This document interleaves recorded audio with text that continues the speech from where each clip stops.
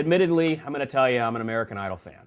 I've watched it for the last 6 years or whatever it's been on the air. It's been through its ebbs and flows. They've had good talent, they've had miserable talent, and I think it's definitely the fact that we're into staring at car wrecks. Sometimes we say we don't want to look, but we look.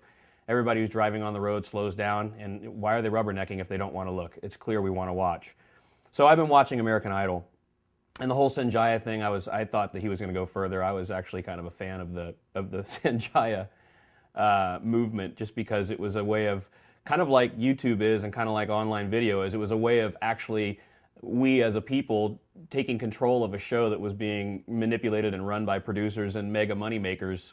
And the Sanjaya movement was basically, let's vote for a guy who's kind of the pits and see how far we can push it.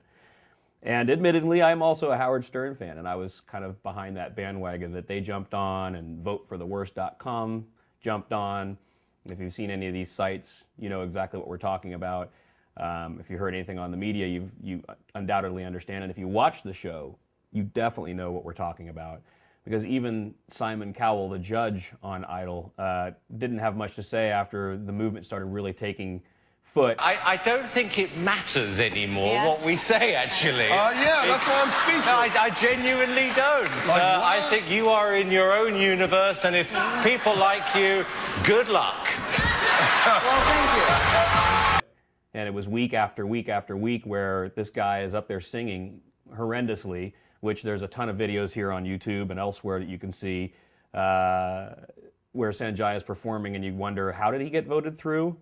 But that was the whole fun of it. It was like, let's derail this show. Let's derail this production that is American Idol, and let's just tweak it. It's like everything else. We want to see it build up, and once we build it up, we want to tear it down.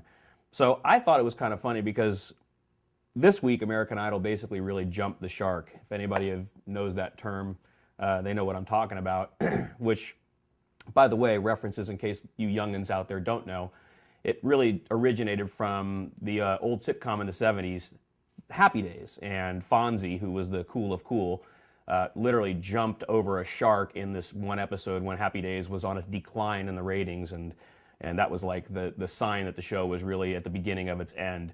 And American Idol did it this week because they did this big fundraiser. It was basically a telethon, which, don't get me wrong, I think the cause is fantastic. One.org, check it out if you haven't. It's basically about giving money to those who are impoverished throughout the world and helping people get through famine and disease. And I think that's great. So by far, kudos on that. But it was just the nature of the way they did it. It was really campy, and they had, different guests coming on. Jack Black came on and tried to do this Seal song that was kind of an embarrassment. Just the whole thing was really campy, and I guess they raised $70 million plus. Great. That's good. But, why not $500 million like they raised for themselves? Or why not dedicate more than just one episode? And I guess it's just like, what are you trying to pull over us? We're going to just not vote somebody off this week instead because we're in a donating mood? It just seems disingenuous. So I think American Idol has officially jumped the shark. That's my position, and I'm sticking to it.